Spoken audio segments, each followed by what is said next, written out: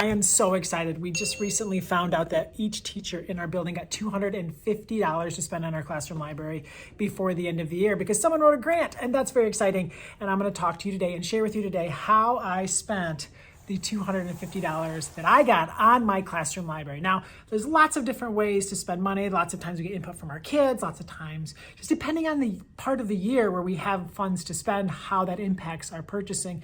And I am at the end of the year, so one of the things that I chose to do was to look through a lot of my popular series and purchase the books that we were missing. So you're gonna see here, I purchased books 1 through 7 in the Timmy Failure series, a wildly popular series, but a lot of them are starting to fall apart and a couple of them have gone missing. So I just repurchased a set of books 1 through 7. The Disney Plus movie made the series very popular once again. I also purchased the missing books in the Treehouse series. I love this series, and I wasn't able to get as many kids to read it this year, and I think part of it was because I was missing a bunch of the books. And who really wants to jump into a series when the teacher has like every third book in the series? So now we have a complete set of this hilarious Treehouse series. It starts with a 13-story treehouse, and then it just builds up all the way to like 100, and I think this is the new one, 143rd story treehouse. You can see them all right there. You can pause the video if you want to look at them. Okay, so Timmy Failure, the Treehouse books, also the Babysitter's Club graphic novels. I was missing some. Actually, a kid in my class, this awesome kid in my class, let us borrow like her set this school year because we were missing so many. She was annoyed that her friends couldn't read them. So I just purchased them all, and then I got book 11. I saw that there are 2 more books coming out this year, which is very exciting. So always a popular series, and thankful that we now have a complete set. Cardboard Kingdom, I hadn't purchased the first one since it came out. I don't know, let's see when it came out. It came out back in, I don't know, 4 or 5, oh, here we go.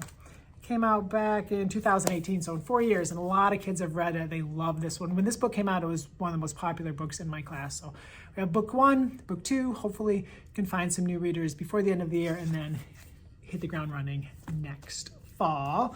I have not read the Spy School graphic novel adaptation of Stuart Gibbs' book, and I wanted to, so I bought it, and I'm gonna probably read it this summer once the kids get a chance to read it these last couple weeks of school. So very excited to read Spy School.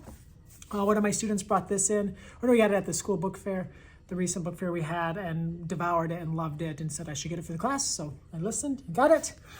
Stepping Stones, Lucy's Stepping Stones has been very popular lately in class. I read it, reread it, and I book talked it, and a bunch of kids have been reading it, did that all with the anticipation of book 2, which just dropped, Apple Crush, which I'm very excited.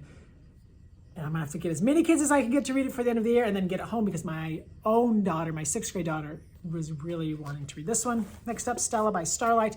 I read aloud Sharon Draper's Out of My Mind, so I've been trying to get all of the books by her that I didn't have, because right here you can actually see like there's the Kwame Alexander tub and the Kate Messner tub.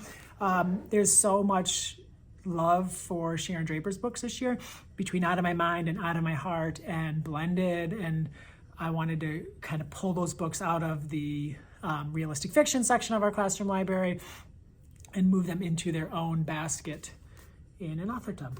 Next up, writer Wolfson. Margie Culver introduced me to this series a while back. I think she actually got me all of them, which was really nice, but books 1 and 5 are missing, and one of my students like, hey, we don't have book 1 and 5, and I really want to read them. So I said, all right, I will buy them. So I'm sure he'll read both of those before the year ends. Victoria Jameson, who I just feel like, and Omar Muhammad, but Victoria is one of my favorite graphic novelists, and I had the advanced reader copy of When Stars Are Scattered, and it has fallen apart. So I had to get this one. It's such a beautiful, beautiful, beautiful book. Next up, I needed new copies of the Lowriders in Space series, so I just bought all 3. I think this might be one of those series that after I reread and book talk, I think that the kids will be all about. I'll probably just reread this first one. I love this series. Raoul III is so talented, by Kathy Camper and Raoul III. What a team. So excited about those.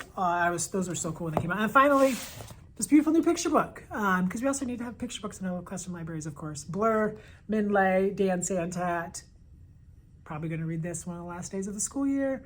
Probably going to be some tears. Can't wait. The Blur. Very excited. So these are the books that I purchased from my classroom library. Hope you found some titles to add to your to-read list that will be possible additions to your classroom library. Thank you so much for tuning in. Sorry, my name is Colby Sharp. Hope you have an awesome, fantastic day.